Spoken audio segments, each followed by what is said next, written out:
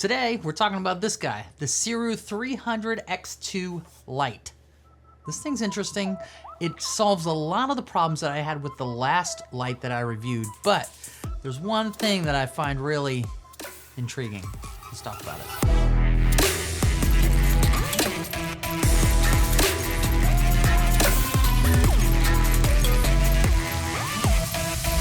Hey, what's up? My name is Tony and I'm a filmmaker photographer in the St. Louis area, and today we are talking about this Sirui C300X II light. Now, it's kind of interesting because this is a 300, which I reviewed in my last video. The 300 from GVM was 3 times the size of this. And so this is a really unique light to me. They reached out to me and said there's a couple different things that they were getting ready to do a campaign on, but one of them was this 300 watt light that is this size. And so I was like, oh yes, please, let's jump on that one because I just reviewed a video and the problem that I had with it is the light is just so big. Now, before we get into this specific light, if you've never watched any of my videos, I want to let you know that I am a filmmaker photographer in St. Louis area, and I usually run on pretty small crews. I don't have a huge setup most of the time. I do a lot of adventure, like off-roading and campgrounds and off-road shops, and very seldom is it a big, huge set that I've got lots of power available, and I've got lots of hands available, and I've got lots of space. So I fit everything kind of in my Gladiator, and away we go. So this light was intriguing to me because of its size. It's pretty tiny for being a 300, and there's a couple things that I really like about this light, but there's one thing in particular that I find a little strange that we'll talk about, so keep watching. So let's talk about this light. It's a 300 watt, but there's a couple really interesting things on it. If you don't need that full 300 watts, you can actually only use 200 or 100 or 30 watts. You can actually use less of the light, which is really nice, and I find myself doing this a lot because the 30 watt version, when you switch down to 30 watts, it turns off the fan, and so the light is completely silent. Now, let's talk about noise and fans. This is the biggest thing that's kind of weird about this light. And it all makes sense. When you're using lights with high output, it just creates a lot of heat. And so you have to move that heat. So when you get a 300 watt light at 100%, the thing has to cool off. What I find really interesting though, is they actually put a fan on the box for the power. And so it doesn't really matter to me. I just find it really interesting that it has a fan, and I'm just not sure why it has one. But with all that said, it's weird. But anyways, so let's get back to this light. Now, I am not gonna go into color theory and all of the things and how you can use this light based on the specs. I'm gonna go into how I've been using this light for the past couple weeks and talk to you just about some of the ways that I think that this light is just crushing it for the price. And right now, I just looked on Sirui's website, it's about $329. And for 300 bucks to get a 300 watt light that is portable like this, I think that's a steal. When it comes to durability, I'm not sure how long it's gonna last. There is quite a bit of plastic on here, which is nice for a couple things. It keeps the weight lower, but I'm not quite sure about durability. When we talk about some of the things that come with this light, for one, it did come with a bag, which is nice. The GVM that I just talked about didn't come with a bag. And this thing is big and awkward. It also has a reflector in there that I probably won't ever use. But it's a big, nice bag. So if you didn't want to buy a Pelican case for this light right away, you would have something to cart this around. I'm not really gonna use this too much because it fits in another kit that I have pretty well because of its slim size. I can fit this in a box with a bunch of other lights.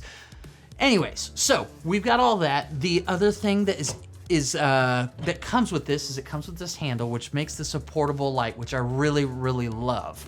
This is all plastic. I am not sure how long this is gonna last, but I do really like the fact that you can adjust it and do all the things. So if we're doing a Hollywood setup, we can actually use this as a handle, put a softbox on here, light the subject, and start walking. It also comes with what's really important to me is a V-mount power supply. So it comes with this, it comes with a cable. The one catch that you need to know is you gotta have a V-mount on both sides of this thing. So I've got two 50s that I can stick on here. I've got two 99 VB Pros or whatever they are from Small Rig. I use those quite a bit. Just know as soon as you pop one off, the light will turn off. So no hot swapping or like daisy chaining batteries together. Like once you take it off, the light turns off. The other thing this light comes with is this little mount, which I think is kind of interesting. What this is for the V-mount. So it just slides in there. Somehow you kind of just push this button in there, and then you can attach this V-mount to whatever you want. What I typically end up doing is taking this mount off of the clamp and then screwing it into the 1/4-20 on the top of this. So basically you've got two batteries sitting up here, then you just run the cable down to right here, and you've got a completely portable setup without anything dangling down. It's kind of a nice little setup, to be honest. Now, when it comes to using this light, it's fairly simple, but everything is included on the light itself. There is an app. You can toggle through the settings to get to Bluetooth, and then you can control it with the app. It also has all of the effects like a flashing TV if you want to use it for some sort of narrative or some sort of practical light in the background. You can make it look like it's creating some sort of light effect. Full bicolor, so you can go all the way down to, you know, your tungstens and all the way up to your daylights. The one problem that I have found with this light is it's kind of confusing because there's two buttons on here, and if you push in one, it takes you to a different menu system. If you push in the other, it takes you to a different menu system. And so if you just want to adjust the dimness or the color temperature, those are fairly easy, but then as soon as you push those buttons, it gets a little confusing and you end up all over the place. That's not a huge deal breaker, and if it really bugs you, just use the app. I've talked about apps before. Most of them do the same thing. It all is done basically the same way. The biggest problem that I have with these apps for lights is they don't all work together. So if I'm using this one, or if I'm using Nanlite, or if I'm using Aperture, if I'm using GVM, they're all different apps. And so you've got a whole bunch of different apps that you're kind of flipping through to use those specific ones. I would love a scenario where somebody would create an app that I can connect all of my lights and just have a global control setting. I know, nobody wants to do that because they want you to buy all of their lights and not other companies. So it's fine. If you figured out a hack for that, please let me know. Now, when we're using this light, I've found that even at the brightest 300 watt level, it's still not incredibly loud. And I've had this conversation with somebody recently, I don't remember who it was, but how close is your microphone to the light that you can actually hear the light on, or the fan on the back of this thing anyways? Right now we're using a mic that's right above me. I've got a light right there, and then I've got a big window over here. So I've got this 300 watt light. We talked about this one. This is the GVM. It's down at like 5%. Even if I was running it higher, the fan is not going to kick on too terribly loud. Now, if you're using this random plug, let me pull this up here. By the way, very long cable, which I love. It has this fan on here. So you're gonna have to make sure that this fan is not anywhere close to your microphones, or maybe if it's by your feet, you've got a microphone pointing down. I would suggest making sure that you strategically put this thing, because this has a fan and will also put on noise. How hot does this thing get that it would, I mean, it's blowing out. You can kind of hear it. But anyways, yeah, it's weird. It's weird. But anyways, one more thing before we stop talking about this cable, which I do like. It's nice, heavy, thick, long. It connects here. It literally screws in, so it's not gonna fall out. It's not gonna pop out for you. So if you're in a scenario where you're using the cable, it's a good, nice, long cable. You probably won't need an extension cord unless you're really far away. But for most cases, I think that cable is really nice. As far as the enclosure, it's pretty simple. You've got a 1/4-20 on the top, you've got a 1/4-20 on the bottom. I like having two options for mounting. The handle actually screws into the bottom 1/4-20, and that handle is also how you connect it to a light stand. So pretty versatile. It gives you a nice handle if you want to go Hollywood. It does have a Bowens mount, which is really nice, with a nice easy button to release. That's another thing. Sometimes it's hard to navigate how to release that softbox or light attachment.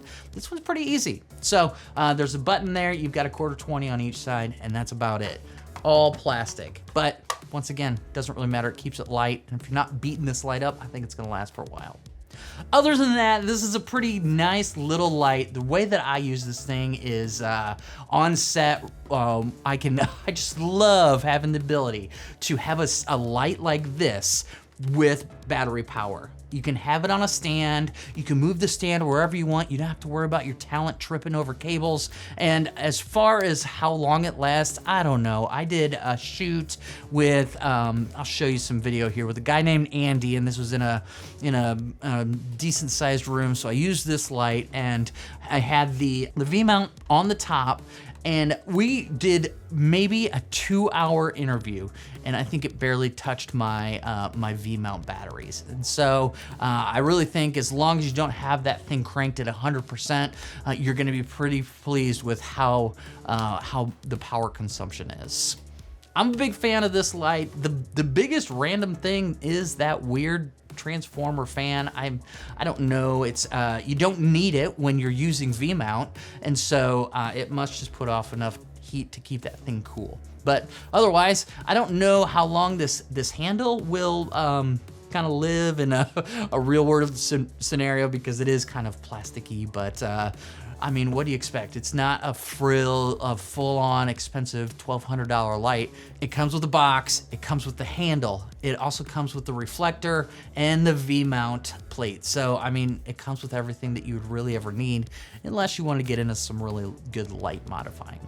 All right, what questions do you have for me? This light has actually been really nice, and I've been kind of leaning towards using this one as my key light, because it does put off quite a bit more power, which is a little bit nicer than what my 60 watts have been doing when I need that extra boost.